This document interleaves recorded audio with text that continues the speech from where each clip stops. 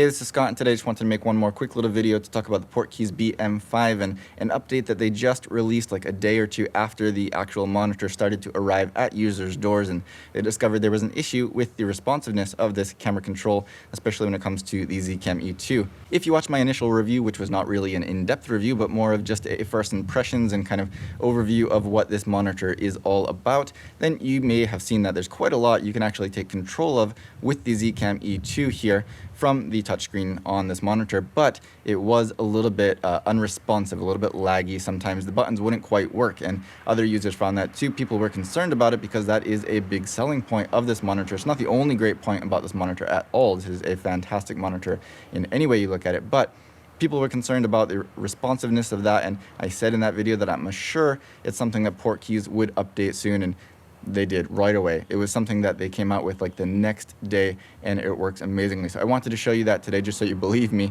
It's better than just a simple text post in a Facebook group. I figured I could show you exactly how it works, and for people who may have not watched that original video, this I think will definitely motivate you to watch that and maybe to get your hands on this monitor, especially if you're an E2 user. Anyway, let's jump right into it. There are 3 pages of controls directly related to the Zcam E2 and 1 related to the Tilta follow focus. We're going to go through the 3 in relation to the E2 today. I don't have the Tilta follow focus here with me anyway, but here on the first page you can see there are a number of controls on the left side. You can choose from focus, zoom, which is tele or wide, aperture, shutter, and ISO, and when you select different options there, it will switch up the arrows on the right side a little bit. So for focus, for example, you have a number of arrows, and these will just adjust how fast that focus is adjusted. So let me go ahead and show you here. The smallest arrow will adjust it very slowly. The second arrow will adjust it a little bit faster, and the third arrow will make larger, more rough adjustments. But you can see maybe already here that this is much more responsive than it was previously. Tele and wide, the zoom adjustment is not going to work. I have an adapted lens, but let's go down to shutter speed. This is only going to work with your shutter speed, not shutter angle. And I have my camera in shutter angle right now, but just take my word for it. The plus and minus do work very well.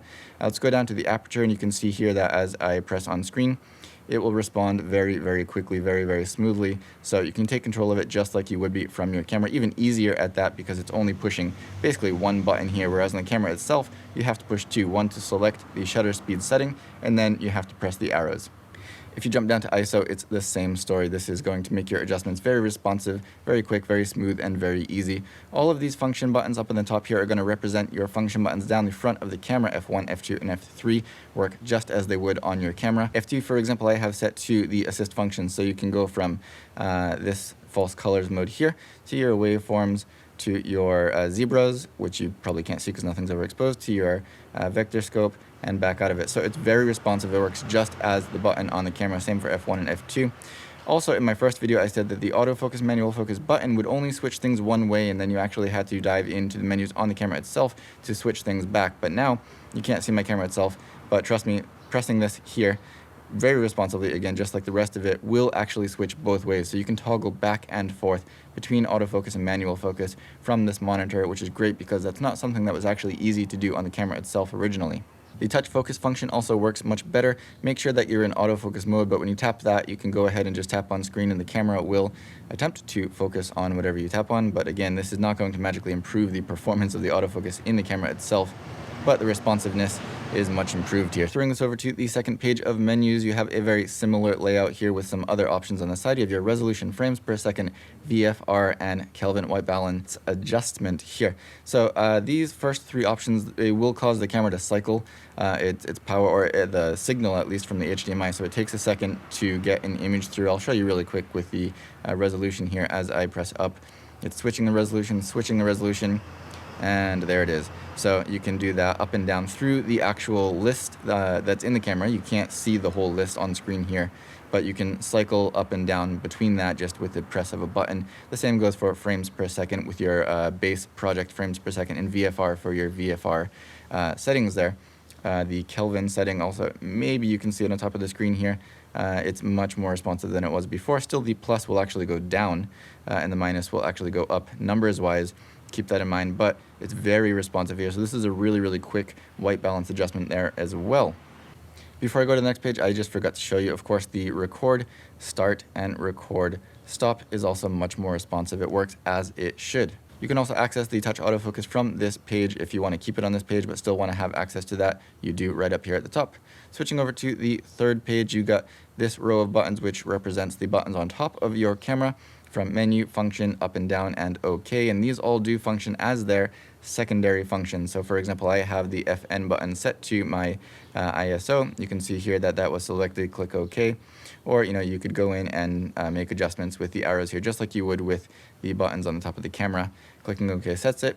But what's really cool, that just really improves the usability of this camera. I mean, it makes it feel like this monitor was made specifically for this camera, is the fact that you can just press menu here. Menu pops up on screen and you can cycle through that just like you would by using the buttons on the top of the camera. And as you can see, it's a lot more responsive than it was in my previous video. You can cycle through here just as quickly or even more quickly as using the actual buttons on the camera, and you're going to be able to see it right on your screen. So that feels like something that a lot of other cameras already have. So this adds that functionality into this camera. That means basically that you need to have this monitor. If you have this camera, you need to get the BM5, bottom line. Pressing the play button will now bring you into playback mode. My previous video, actually pressing the play button did shut me down. It actually shut down the power of my camera. And so you can see here, I have a file here that I can click and it will play back for me. There's nothing really happening here, but you could do that, and then you can press it again and it will jump back into the live camera mode. So that button there, you can see it's live now. That button there is also improved in the fact that it actually works now, whereas previously it just didn't work. It actually shut down my camera for whatever reason. Pressing it again, you'll jump into this follow focus menu, and then once more will bring you back to the original menu. So everything was improved here. The monitor itself, as you've seen maybe in my original video, I'll link to that down below if you haven't seen it. Everything in this monitor, the build quality, the actual design of it, and the other functions, the fact that it has SDI and HDMI, a whole lot about this monitor. It's really bright, is really going to make this a wonderful choice, not only for this camera, but for a lot of cameras. However, if you're using the Zcam E2, the added functionality that you get from using this monitor is amazing, and it means that this is by far easily the #1 choice for the Zcam E2. If you want to see my original review, it's not really an in-depth review, but it does show a lot more about this monitor itself and what it's all about. I'll put a link to that down in the video description, so be sure to check that out. I'll also have a link to this monitor itself if you want to pick one up for yourself. If you have any questions or comments, as always, leave those down below and I'll do my best to get back to you. If you like this video or found it helpful, don't forget to give me a thumbs up, subscribe to see more in the future, hit the little bell icon to get notifications when new content is uploaded, and as always, thank you for watching.